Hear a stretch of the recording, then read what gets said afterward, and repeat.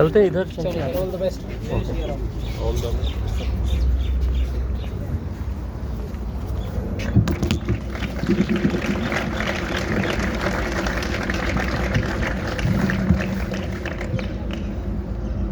मनोजवं मारुततुल्यवेगं जितेन्द्रियं बुद्धिमतां वरिष्ठं वातात्मजं वानरयूथमुख्यं श्रीरामदूतं शरणं प्रपद्ये। नीलाम्बुजश्यामलकोमलांगं सीतासमारोपित वामभागं पाणौ महाशायकचारुचापं नमामि रामं रघुवंशनाथम। सर्वप्रथम इस विद्यालय परिसर में व्याप्त हनुमत शक्ति को मैं प्रणाम करता हूँ कि उनकी कृपा इस राई परिवार पर हमेशा से रही है, ये मेरा मानना है। एंड मैं प्रार्थना भी करता हूँ कि उनकी कृपा इस राई परिवार पर हमेशा बनी रहे। Respected principal and director sir,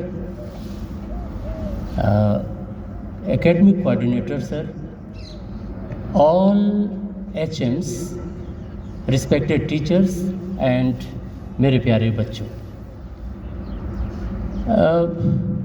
आज मैं सोच रहा था क्या बोलूं, तो मुझे याद आया वो फेवरेट स्टोरी राइस्ट डे के बाद जो मैंने किसी क्लास में शेयर किया था, मैं वहीं से शुरू कर रहा हूँ।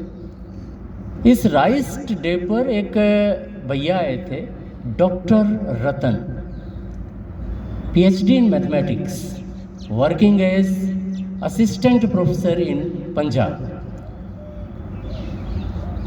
बेटा ये एक ऐसा बच्चा था जिसको इस चीज की सजा मिल रही थी जो उसने गुनाह किया ही नहीं था। कंप्लेन क्या थी? मैं फॉर्म मास्टर था उस क्लास का, and that was the batch जो मेरे प्रेजेंस पर बेटा सबसे ज़्यादा NDA रिटर्न जिन बच्चों ने क्लियर किया है 14 स्टूडेंट्स का, वो उस बैच का बच्चा था, उसने भी NDA रिटर्न क्लियर किया था। सज़ा उसको इस चीज़ की मिल नहीं रही थी। उसके फादर कंप्लेन कर रहे थे कि सर देखो ना, मेरा बच्चा बिगड़ गया है। बिगड़ने का मतलब समझ में आता है ना क्या है? और उसके बिगड़ने का मतलब ये था कि सर आप समझा सकते हो, ये बहुत बिगड़ गया है। मैं पूछा भाई साहब हुआ क्या? Then he told, सर ये गीता पढ़ता है, रामचरितमानस पढ़ता है। मेरे समझ में नहीं आ रहा था कि मैं किसको समझाऊं, पापा को या बेटे को। मैं चुपचाप खड़ा था और थोड़ी देर बाद प्रधान सर आए और मुझसे बोले सर आपके बस की बात नहीं है, इनको मैं अपने साथ ले जाता हूँ। उसके फादर को ले गए और लौट करके आए। I don't know Pradhan sir ने क्या उनको काउंसिल किया, आई डोंट नो, लेकिन वो आकर के बोले सर कोई बात नहीं। मैंने इस चीज़ को बेटा शेयर किया एक बार मल्हान सर से कि सर प्रॉब्लम क्या है। एक चीज़ ध्यान रखना बेटा आप लोग, अगर गीता पढ़ने से प्रॉब्लम होती हो, अभी आता हूँ मैं उस पर। मल्हान सर से मैंने पूछा कि सर प्रॉब्लम क्या है, तो उन्होंने बोला सर इस समय बच्चे किसी के यहाँ 1 हैं, किसी के 2 हैं, तो लोगों को डर लगता है कि कहीं साधु ना बन जाए, बाबा ना बन जाए, इसलिए उसके फादर कंप्लेन कर रहे थे। बेटा गीता बाबा बनाने का सब्जेक्ट नहीं है, गीता कर्म शास्त्र है और रामचरितमानस धार्मिक ग्रंथ है। अगर मैं ये बोलूं कि ये धार्मिक ग्रंथ नहीं है तो आप सबकी भावना आहत होगी, लेकिन मैं तो ये बोलता हूं रामचरितमानस पारिवारिक ग्रंथ है। बेटा भाई भाई के बीच में कैसा व्यवहार होना चाहिए, पिता पुत्र के बीच में किस ढंग का हमें बर्ताव रखना चाहिए, छोटों का बड़े के साथ, बड़ों का छोटों के साथ, दुश्मन का दुश्मन के साथ किस ढंग से बर्ताव होना चाहिए, ये सब कुछ तो रामचरितमानस सिखाता है। बेटा आप अपने जिंदगी में रामचरितमानस को उतारो। जब मैं बोलता हूं कि रामचरितमानस को उतारो, इसका सीधा मतलब है अपने अंदर रामत्व को उतारो, और रामत्व का मतलब हर चीज की मर्यादा पुरुषोत्तमता।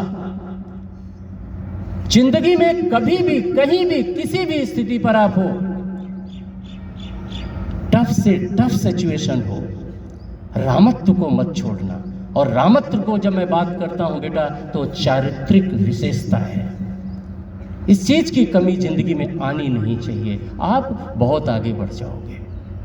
पढ़ लिख कर लोग चोरी कर रहे हैं, सोशल मीडिया है, सारी जगह आप देखो भरा पड़ा।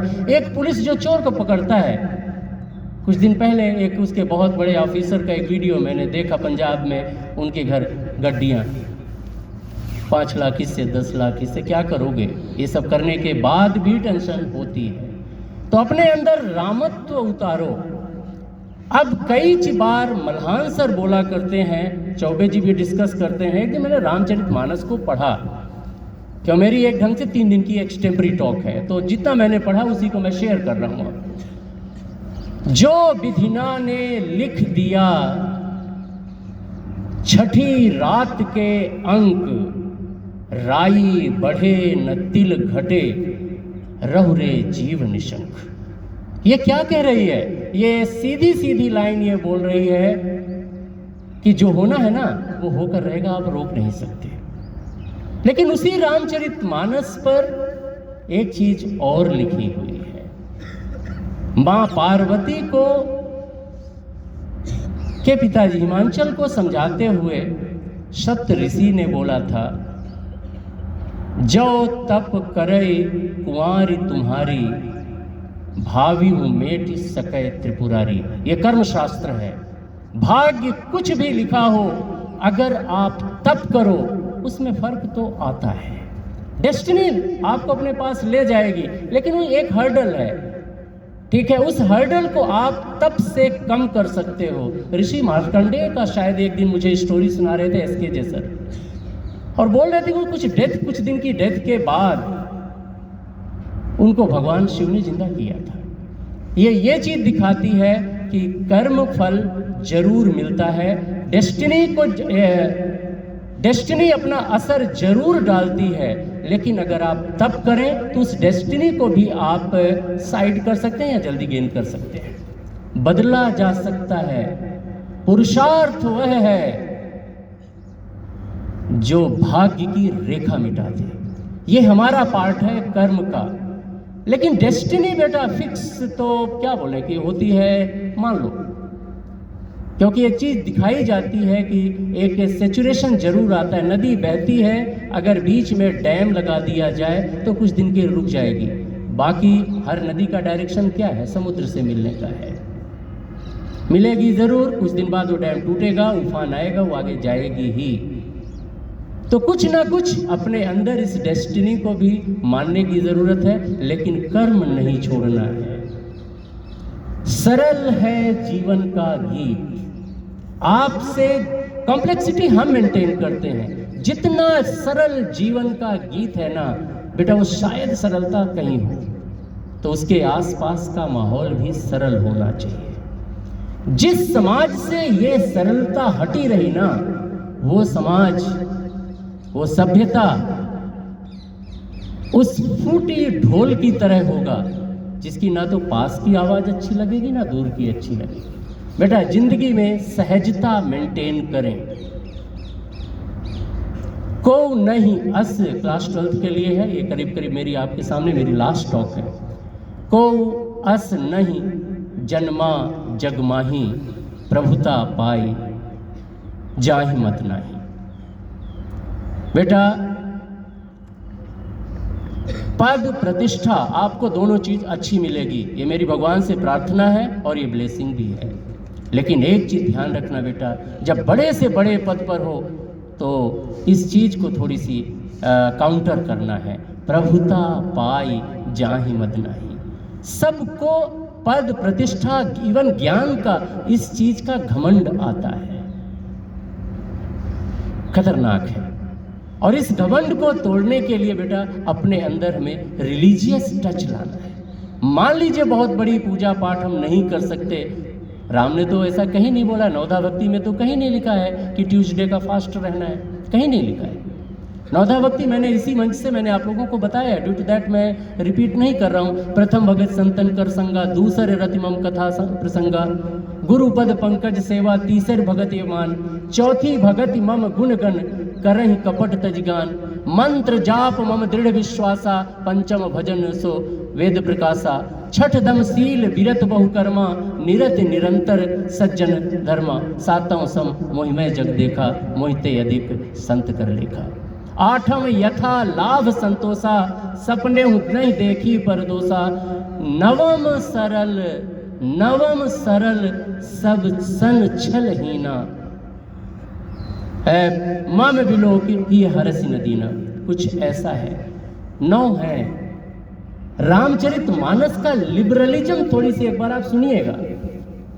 9 मह एकौ जिनके होई, नारी पुरुष सचराचर सोई। ठीक है, 9 में से कोई एक, कुछ भी है, स्त्री पुरुष जीव जंतु, जिसके अंदर 9 में से कोई भी एक, वो मेरे लिए सबसे प्रिय है। ये भगवान राम ने बोला है। प्रथम भगत, अच्छे लोगों का साथ करो, अच्छे ढंग से रहो, अपने कल्चर, अपने थोड़ी सी अपने अंदर एक स्पिरिचुअलिटी आप लाओ। तो बहुत बड़ा जब वो हवन करने के लिए बहुत बड़े बड़े 8-10 दिन का फास्ट करने की बहुत ज़रूरत है नहीं, ये अलग चीज़ें होंगी। रामचरितमानस ने तो यही किया है, लिबरल का है। आप जिंदगी में बेटा सहज रहना, बड़े पद पर जब भी आप जाना, जो कि आप जाओगे, आपके अंदर घमंड नहीं आना चाहिए। मम्मी पापा को ड्यू रिस्पेक्ट दो। ये सब के लिए है बेटा। एक एक्सपेरिमेंट अगर आप करना चाहें कर लीजिएगा, मैं यहाँ से बोल रहा हूँ। आप अगले 30 दिन आप फॉलो कर लो। एक काम शुरू करो, रात को सोने के पहले ना एक चीज अपनी रूटीन में आप लाओ, गुड नाइट। लास्ट वर्ड जो हो मन में वो केवल एक ही चीज हो, आप अपने मम्मी पापा का ध्यान करो और उनसे आप जो भी घर में आप बोलते हो, राम राम मम्मी, राम राम पापा, good night mummy, good night पापा, जो भी आप बोलते हो, अपने पेरेंट्स को याद करके गुड नाइट बोलो और उसके बाद आप सो जाइए। बेटे आप 1 महीने आप इसको आप फॉलो कर लो, ये रूटीन होना चाहिए, ये बड़ी चीज़ नहीं है। आपके ज़िंदगी से बुराइयां जाती रहेंगी, बुरी आदत, बुरे आचरण, आलस सब कुछ हट जाएगा। इसको आप फॉलो करो। सेकंड थिंग, जब भी आपके मम्मी पापा मिले ना, प्लीज, सर ने कुछ रिस्ट्रिक्शन दिया है, सर आरडीएस ने, वो रिस्ट्रिक्शन अपनी जगह है, मैं जनरल कर रहा हूँ। अपने मम्मी पापा का प्लीज टच द फीट और कोशिश करें कि फीट खाली हो, सूज ना हो।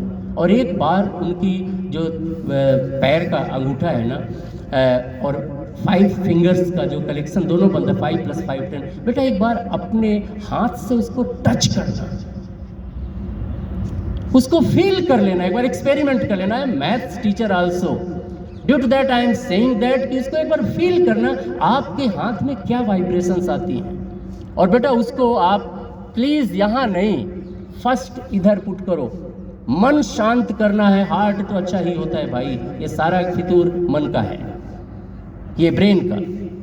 आप इसके इधर लगाइए, फिर आप अपने चेस्ट पे लाइए एंड एक कृतज्ञता इस ढंग से प्रकट करो, जिंदगी बदल जाएगी। अपने बड़ों को घर में ड्यू रिस्पेक्ट दो, छोटों को भी उठने का मौका दो, ये बहुत अच्छा रहेगा। ये बड़ी बड़ी बात एक दिन मैं कर रहा था, राम के ही लक्षण है बेटा। राम का जो वो था, प्रात काल उठ के रघुनाथा, मातु पिता गुरु ना वही माथा। ये राम का रूटीन मैंने आपसे बोला है, नया कुछ भी नहीं है। That is from the Ramcharitmanas. ऐसे एक दिन चर्चा होती, सर 2-3 मिनट ले। किसी क्लास के एक बच्चे ने मुझसे बोला सर राम बनना तो बड़ा मुश्किल है, इससे तो बेटर ये है कि रावण बन जाए। रावण, डर तो नहीं लग रहा है किसी को?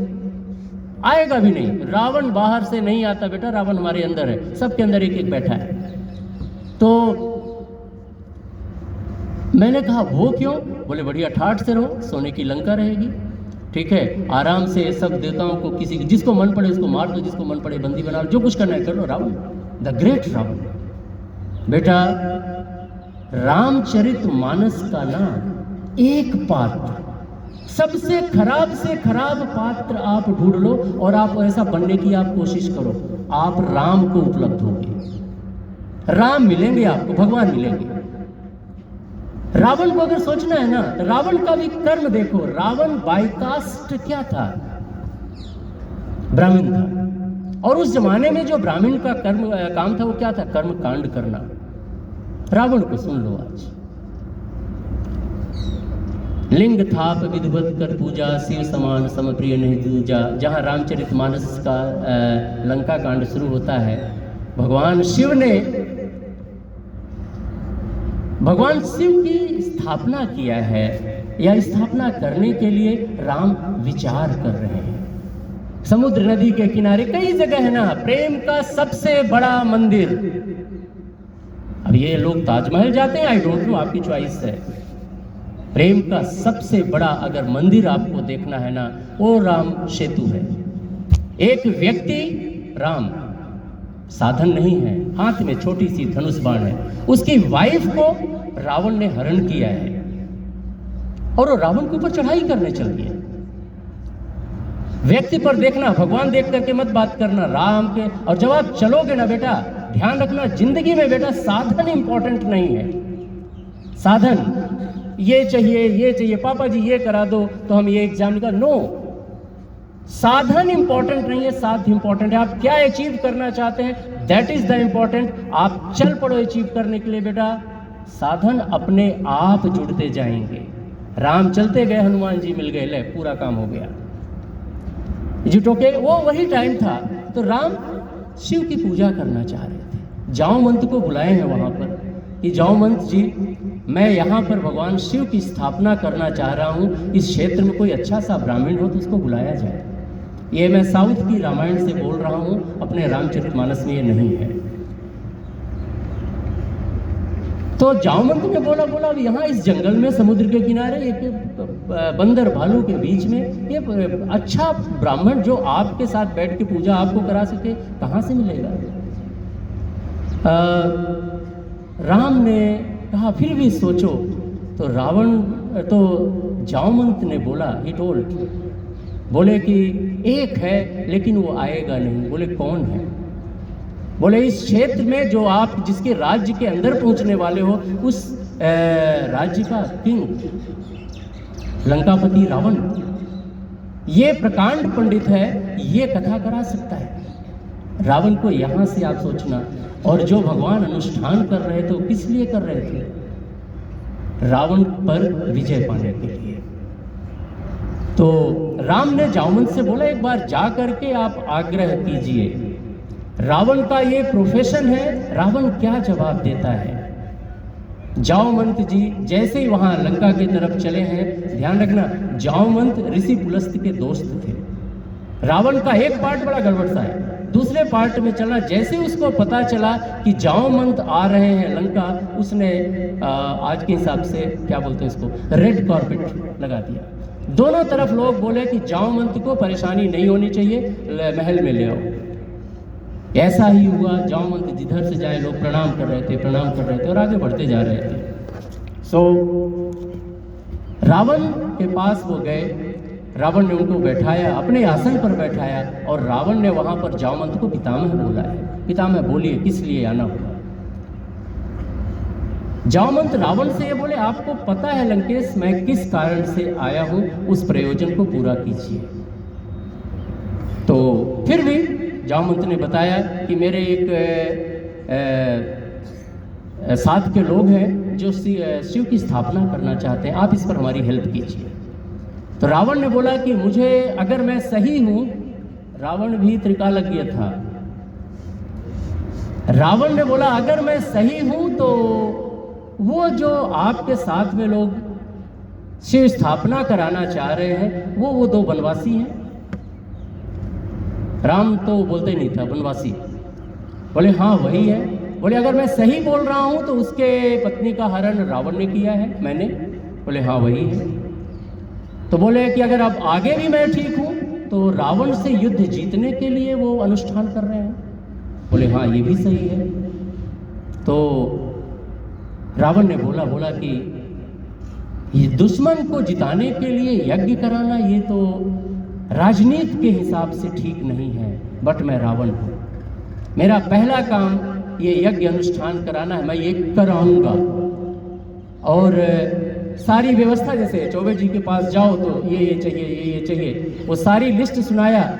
जामवंत ने मना किया कि बोले हम जंगल में हैं, ध्यान रखिएगा, अगर आपका यजमान ऐसी स्थिति में है जो सामान इकट्ठा नहीं कर सकता, तो फिर ये पुरोहित की जिम्मेदारी होती है वो सारी व्यवस्था करे। रावण ने बोला कि मैं सारी व्यवस्था करके लाऊंगा। फिर रावण था, उसने पूछा भाई जो व्यक्ति विवाहित होते हैं बिना पत्नी के तो उसका यज्ञ संपन्न होता नहीं, उसके पति का क्या करोगे? तो रावण बोला कि मैं ये भी व्यवस्था करूंगा। और यहाँ पर एक चीज है, रावण ने एक दिन के लिए सीता को आजाद किया था। मेघनाथ को आदेश दिया, सीता जी को लेकर के वहां पहुंचा, राम का यज्ञ कराया और लास्ट में राम से उन्होंने पूछा कि आप अपना संकल्प दोहराइए। उन्होंने बोला कि मैं इस मतलब जो रावण जिसने मेरे वाइफ का हरण किया है उसका मैं वध करना चाहता हूँ। और रावण ने राम के साथ रावण के नाश की प्रार्थना की है। ये है रावण। और उसके बाद सीता को एक दिन के लिए बोला था और उसके बाद लेकर के वहां पर गया। रामचरितमानस का कोई भी पात्र अगर आपके अंदर घट जाए ना, बड़ी चीज होगी। पढ़ा लिखा व्यक्ति था, बहुत पढ़ा लिखा व्यक्ति था, 4 वेद का ज्ञाता था, सब कुछ था, लेकिन राम के हाथों मारा गया। जब रावण वध हुआ बेटा, तो मां मंदोदरी, इनके दिमाग में एक चीज आई कि ऐसा कौन सा व्यक्ति हो सकता है जो मेरे पति का, रावण का वध कर सकता है। तो रावण मर चुका था, मंदोदरी रावण को देखने जाती है और वहां पर बेटा राम रावण का वध करने के बाद शोक में डूब चुके थे। एक चीज ध्यान रखना, अगर अपोनेंट आपका कभी हार जाए ना, बहुत ज्यादा सेलिब्रेट करने की जरूरत होती नहीं, ये युद्ध की बात है। रावण एक कॉर्नर पर बैठ करके ना, राम समुद्र के किनारे डूबता सूरज था उसको देखते हुए बैठे हुए थे और वहां पर मंदोदरी राम को देखने आती है। जैसे ही मंदोदरी राम के पास आई, उसका आवाज सुनकर के उनको लगा कि कोई मेरे पास आ रहा है। और राम उठे और देखे और उन्होंने बोला माता मैं आपको पहचानता तो हूँ नहीं, लेकिन आप मेरा प्रणाम स्वीकार करें, आप बताएं कौन है। मंदोदरी ने केवल इतना ही बोला था, मुझे प्रूफ मिल गया कि मेरा पति क्यों हारा। आप जिस व्यक्ति को आप जानते भी नहीं हो और स्त्री है उसका आप रिस्पेक्ट कर रहे हो, मेरा पति ये नहीं करता था, इतना नॉलेज होने के बाद भी। जिंदगी में बेटा एक चीज ध्यान रखना, only one thing is important, और कैरेक्टर। इस पर आप लोग मन लगा के पढ़ो, खूब मेहनत करो, अपने अंदर रिलीजियस टच लाओ, पद का घमंड नहीं आएगा, ठीक है। अपने मम्मी पापा का ड्यू रिस्पेक्ट दो, कभी भी आपको गलत रास्ते में आप जा नहीं सकते और ऐसा कोई टारगेट नहीं जो आप अचीव नहीं कर सकते। खूब वर्क करो, 12th class 10th class board exam है, खूब मेहनत करना, टारगेट बनाओ, 100 चाहिए, नहीं आ जाए तो एक लाइन याद कर लेना कि भाई हमने मेहनत किया, ये हमारी डेस्टिनी इस बार की नहीं थी, अगली बार हम फिर ट्राई करेंगे। और डेस्टिनी चेंज की जा सकती है अगर आप अपने अंदर शिवत्व को, रामत्व को उतारेंगे तो।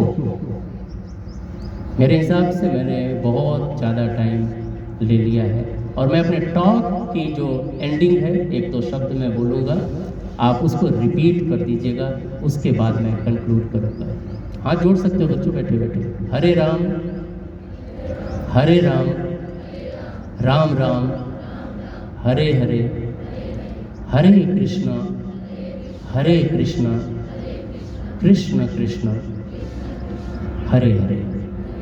आप सबके अंदर बैठे परमात्मा को मैं प्रणाम करता हूँ। It's all for the day.